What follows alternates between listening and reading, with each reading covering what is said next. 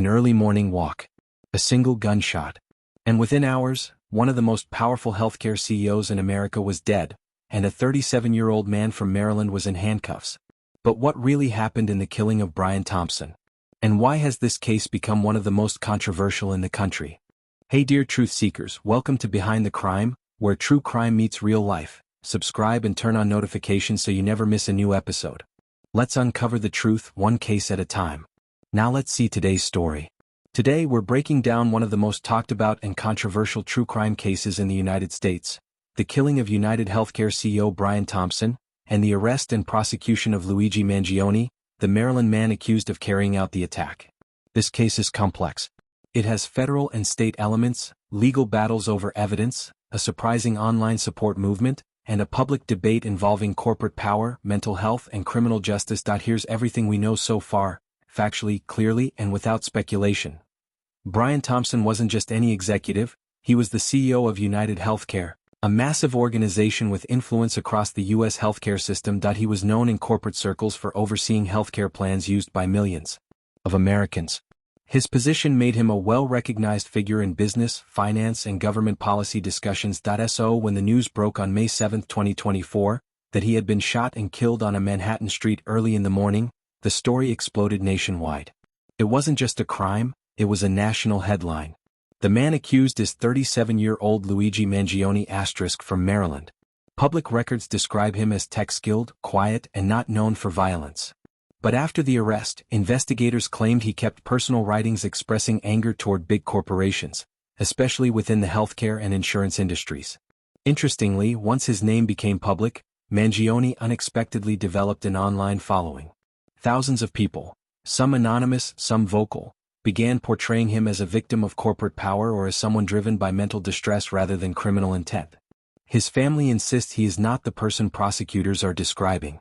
According to prosecutors, the shooting happened as Thompson walked through Manhattan early that morning. They say a man approached from behind, shot him at close range, and then immediately fled on foot. Police used city surveillance systems and nearby business cameras to trace the suspect's path. These images led them to a McDonald's, where they encountered Luigi Mangione just hours after the shooting. Bodycam footage later released shows officers entering the McDonald's and ordering Mangione to step outside. He appears surprised but does not resist. During the arrest, officers recovered two key pieces of evidence. A handgun, which prosecutors say matches shell casings found at the scene. A notebook, which investigators claim contains writings suggesting intent. These items have become the center of intense legal battles. Mangione's defense argues that the search was carried out improperly and that police seized items before a warrant was secured. This dispute is now one of the most important parts of the case. Mangione faces both state and federal charges, something that doesn't happen often in homicide cases.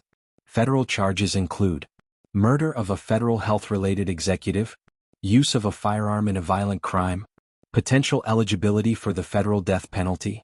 New York State charges include second-degree murder, criminal possession of a weapon. The combination of federal involvement and a possible death penalty pursuit has drawn even more attention to the case. Prosecutors say Mangione planned the attack. The notebook shows motive. The gun matches ballistic evidence. Everything during the arrest was conducted legally. The killing was targeted, not random. The defense argues the search and evidence collection violated Mangione's constitutional rights. His writings are personal thoughts, not plans. Police and prosecutors misrepresented comments allegedly made by Mangione's mother. Media attention is being used to bias public opinion. Mangione's mental health should be a major factor. These conflicting positions mean the case is moving slowly and carefully through the courts. One surprising part of this case is the public reaction. Mangione's case has inspired crowd-funded legal support, billboards, thousands of letters to the judge, online groups campaigning for his release. Supporters claim the justice system is unfairly targeting him. Critics argue that this support minimizes the killing of a respected public figure. Whatever the interpretation, the movement has become a significant part of the case's visibility. The next major developments expected in court include hearings on the motion to suppress key evidence, federal decisions on seeking the death penalty, more body cam and surveillance footage releases, jury selection preparations, possible trial delays depending on defense motions. The case is moving slowly, and legal experts predict it could extend into 2026.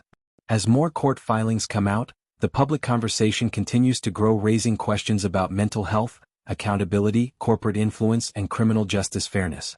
This case is still developing, and everything shared today is based on verified reports and court filings available to the public.